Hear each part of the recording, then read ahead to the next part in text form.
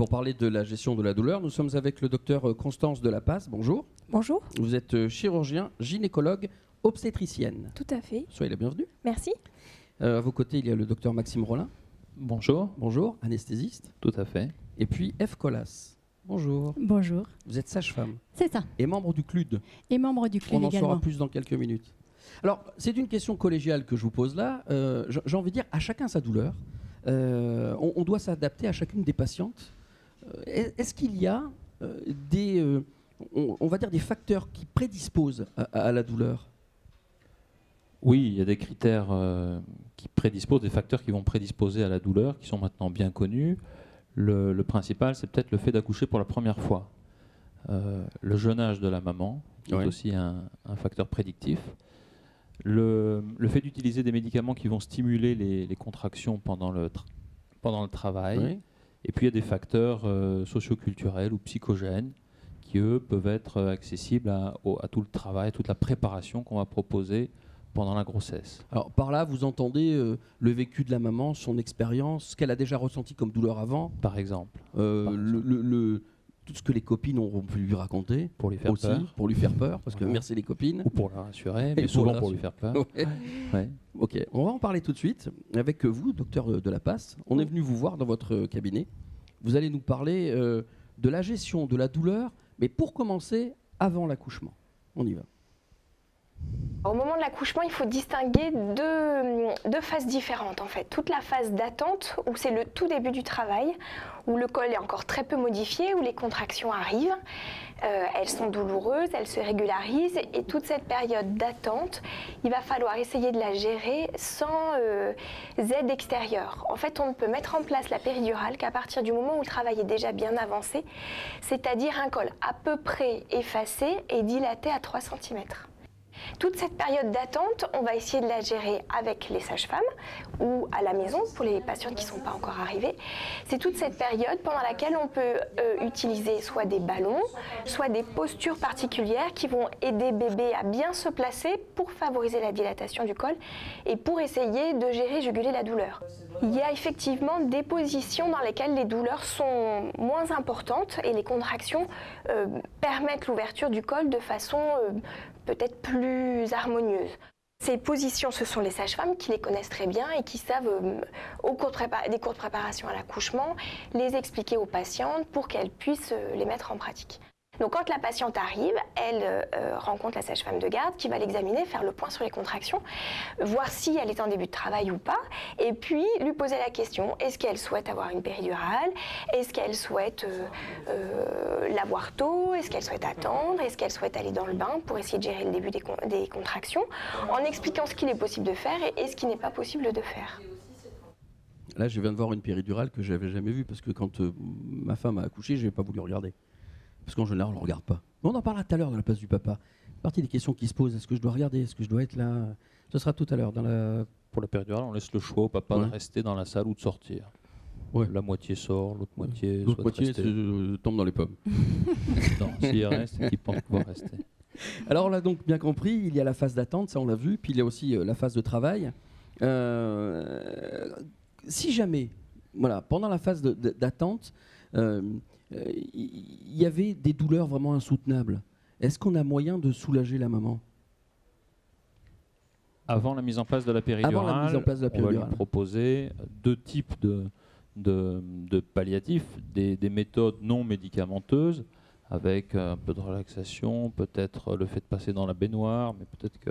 Tout ça, on l'a vu, mais d'un point de vue anesthésique ou médicamenteux, on peut lui proposer des injections de dérivés de la morphine qui vont soulager la douleur en attendant le moment de la péridurale. On évite en général ou pas? Non. S'il y a une indication, on le propose. Ouais, j'ai l'impression, et on va le répéter tout au long de l'émission, rien n'est imposé, tout est proposé. Mais oui, en dehors de situations médicales particulières, oui, il y a un grand choix qui est laissé à la maman. Oui. Il y a combien de pourcentage de femmes qui demandent la péridurale? 80%, ce qui est strictement identique aux moyennes nationales. D'accord. Comment ça se passe une fois que la péridurale est posée au niveau de la gestion de la douleur? Alors, une fois que la péridurale est mise en place par l'anesthésiste, c'est lui qui va injecter la première dose, s'assurer de son efficacité. Et puis après, la technique de référence, celle qui est proposée maintenant dans 90% des situations, c'est de laisser la maman s'auto-administrer elle-même des doses de produits. En pratique, c'est l'anesthésiste qui va régler un appareil électronique avec des mesures de sécurité, et puis en laisser la commande à la maman qui va, en fonction de ses douleurs, pouvoir s'administrer le produit quand la douleur reviendra, sous le contrôle évidemment toujours de la sage-femme. Oui, pour éviter les abus, parce que je suppose que... Voilà, les abus étant impossibles, puisqu'on on règle des périodes pendant lesquelles il est impossible, même si la maman appuie sur le bouton, d'administrer une dose. D'accord. Est-ce qu'il y a des contre-indications à la péridurale? Oui, rarissime, moins d'1% des cas. Certaines maladies de la coagulation, certaines maladies neurologiques ou cardiaques graves chez la maman, et puis l'infection. Et puis à côté de ces vraies contre-indications, la plus fréquente, entre guillemets, c'est le refus de la maman. Et puis il y a aussi des moments où on ne peut plus poser la péridurale, n'est-ce pas, docteur? Parce qu'en fait, la péridurale met un petit peu de temps à se mettre en place. Pour que le bénéfice soit maximal, il faut à peu près 20 minutes. Et donc, il y a quelquefois des mamans qui arrivent avec un travail trop avancé pour pouvoir avoir le bénéfice de cette péridurale. Et donc, dans ces cas-là, on peut leur proposer quand même de les soulager.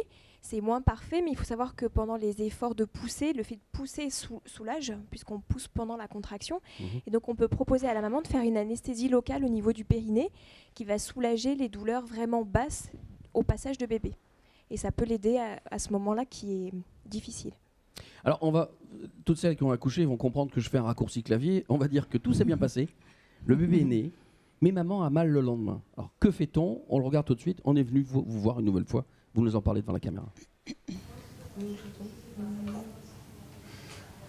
Alors, dans les suites de couches pour un accouchement simplex, il y a des protocoles qui sont mis en place, pareil, qui sont, je dirais pas obligatoires, on n'oblige jamais une patiente à prendre quelque chose contre la douleur, mais il faut savoir que cette utilisation, notamment de paracétamol ou de spasfon, est souvent nécessaire au moins les 48 premières heures. En cas de césarienne, il y a un protocole établi en lien avec les anesthésistes qui sera un peu modulable selon le souhait de la patiente d'allaiter ou non, puisqu'il y a des drogues qu'on peut utiliser ou non au cours de l'allaitement. Tous les médicaments que l'on va proposer seront bien sûr possibles avec l'allaitement du bébé si c'est le choix de la maman. Des fois en faisant ça, je trouve que ça l'aide en fait. Nous avons une kinésithérapeute en maternité qui à la fois peut s'occuper du versant bébé et du versant maternel. Elle aide notamment quand il y a des douleurs après les accouchements, douleurs au niveau du dos, douleurs au niveau du sacroiliac-coccyx. Elle peut également nous aider pour le post-opératoire des césariennes, pour aider et apprendre aux mamans les postures qui vont permettre de se lever sans tirer sur la cicatrice et sans se faire mal. Elle permet aussi de faire une rééducation posturale qui va aider les mamans après l'accouchement dans la façon de porter bébé, soit le port en écharpe, soit le port pour vraiment arriver à ne pas trop solliciter le dos pour éviter les douleurs de dos qui pourraient s'installer au long cours.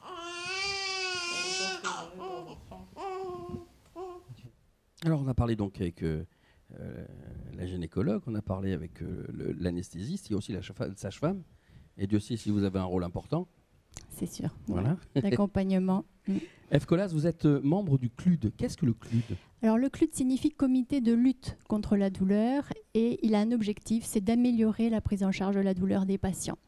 Il est présidé par un médecin anesthésiste, mais c'est composé aussi d'une équipe pluridisciplinaire avec notamment des référents issus de tous les services de la clinique. Et en maternité, on a la chance d'avoir 2 référentes douleurs. L'objectif, la mission, c'est vraiment de construire une politique de lutte contre la douleur avec des mises en place très concrètes. Par exemple, l'application de protocoles, encourager le personnel à évaluer la douleur des patients et même à la réévaluer après traitement. Et actuellement, par exemple, très concrètement dans la maternité, on est en train d'établir un livret à destination des patientes et du nouveau-né pour la prise en charge spécifique de la douleur à la maternité. Vous suivez la maman tout au long de la grossesse, ou presque. À partir de quel moment est-ce que vous prenez en compte la douleur? Vous parlez de la douleur? De la PNP, c'est-à-dire la préparation à la naissance et à la parentalité. C'est vrai que les conseils de la sage-femme, l'apprentissage de la respiration, de la relaxation, tout ça sont des outils très très très importants pour la gestion de l'intensité de la naissance. De même que l'accompagnement et le soutien de l'entourage et du conjoint plus particulièrement, puisque la charge émotionnelle est très très forte pendant la grossesse et c'est très important dans la gestion de l'intensité du travail, là aussi d'être bien soutenu par le conjoint et par les sages-femmes. Vous avez donc des techniques non d'accord, on s'est compris, On a compris. qui ne sont pas médicales, voilà, Ouais, qui, en tout tous les à cas qui n'ont fait. pas de médicaments, Tout voilà, à c'est fait. vu comme ça. On l'a vu dans le sujet, tout ça c'est appris lors de la préparation. Entre autres, oui. Ouais. Ouais, Il y a beaucoup de femmes qui participent à la préparation, ou il y en a qui disent j'en ai pas besoin, c'est bon, j'ai pas le temps. Il y en a qui disent que j'en ai pas besoin. Oui, je crois qu'il y a à peu près, je ne veux pas dire de bêtises, mais il me semble qu'il y a à peu près 70% des prémipares qui suivent une préparation à la naissance. Et après, une fois qu'elles ont quitté l'établissement, ça se passe comment? Est-ce qu'elles sont encore suivies par vous? Alors, déjà, on travaille en collaboration avec la sécurité sociale et le programme Prado, donc d'accompagnement de retour à domicile. Ce qui fait que les patientes peuvent bénéficier d'une prise en charge à 100% de visite de sage-femme à domicile dans les premiers jours qui suivent le retour. J'ajouterais quand même qu'à la clinique, on est joignable 24 heures sur 24 et qu'il y a une sage-femme de consultation tous les matins, du lundi au vendredi, ce qui peut permettre aux patientes non seulement de nous consulter par téléphone, et si c'est insuffisant, de nous rencontrer directement. Donc, pas de problème. Et bien sûr, vous travaillez en collaboration avec les gynécologues. Bien sûr, toujours en lien avec les médecins, bien sûr. Avant de partir, il y a un protocole que vous mettez en place? À la sortie, les patientes ont une ordonnance de sortie avec des antalgiques dont elles peuvent avoir besoin et indiquer sur cette ordonnance les modalités pour prendre les quantités suffisantes de traitement. D'accord. Donc certaines patientes ont besoin encore de quelques jours d'antalgiques, Ouais. d'autres non. Il y a une grande variabilité, mais elles ont quelque chose au cas où pour pouvoir évaluer et prendre un traitement si nécessaire. Donc avec ce suivi, on peut le dire, elles ne sont jamais seules en fait. Jamais. Jamais. Tant mieux. On va se tourner vers Lorraine, qui n'est pas seule non plus puisqu'elle est dans le public. Lorraine, Exactement. est-ce qu'on a Julien. des questions des internautes? Oui, j'ai Marie de Toulouse. J'ai l'impression que la péridurale n'a pas évolué depuis des années. Est-ce que je me trompe? Docteur Rollin. Oui, puisque on a quand même observé depuis une vingtaine d'années une tendance très forte à l'allègement de la péridurale par deux moyens. Le premier, médicamenteux, qui est la réduction très très forte des concentrations d'anesthésiques locaux qui sont employés. Et puis le fait de permettre, comme je le disais tout à l'heure, à la maman de gérer l'administration des produits. Et ces deux améliorations permettent aujourd'hui de dire très clairement que la péridurale n'augmente pas le taux de recours au forceps, n'augmente pas le taux de césarienne et n'allonge pas le travail, la durée du travail, ce qui étaient les trois procès qu'on pouvait faire, parfois à raison, à la péridurale autrefois. Vous confirmez les propos de M. Rollin? Toutes les deux? Oui, tout à fait. Ok, non, c'est important. Super. Bonne fête, papa. Alors, deuxième question. Oui, Audrey de Saint-Jean. Que pensez-vous de la péridurale en ambulatoire? Qu'est-ce que c'est que ça? Alors la péridurale ambulatoire, c'est le fait de permettre à la maman de marcher, de se déplacer après la mise en place du cathéter. D'accord. Et la déambulation, elle a été rendue possible par ce que je viens de dire, c'est-à-dire la réduction des doses d'anesthésiques locaux employées qui permet aux patientes de bouger les jambes. Ça limite ou ça supprime la lourdeur des jambes. Voilà. Et tous les bénéfices viennent de la réduction de cette posologie. Et vous la proposez ici? Non, ce n'est pas une technique qu'on propose ici. D'accord. Le bénéfice, toutes les grandes études montrent aujourd'hui que le bénéfice ne vient pas directement de la déambulation, du fait que la patiente marche, mais directement de la réduction des concentrations d'anesthésiques locaux. D'accord, merci beaucoup pour cette communication, parce qu'on ne savait pas effectivement qu'il y avait eu des changements au niveau de la péridurale, en tous les cas que vous aviez fait nous, de notre côté, avec nos yeux de papa, de maman, on ne se rend pas bien compte des progrès que vous pouvez faire. Pas de progrès matériel, mais des progrès dans la gestion de l'administration des produits. Ok, merci beaucoup. Merci à tous les trois. Merci. Merci de votre accueil et de la préparation, parce que c'est vrai que vous êtes beaucoup concentrés sur ce qu'on a pu préparer. Merci. Nous allons maintenant passer nous allons maintenant au paradis. On va s'intéresser au bien-être du bébé. On y va, à Reux.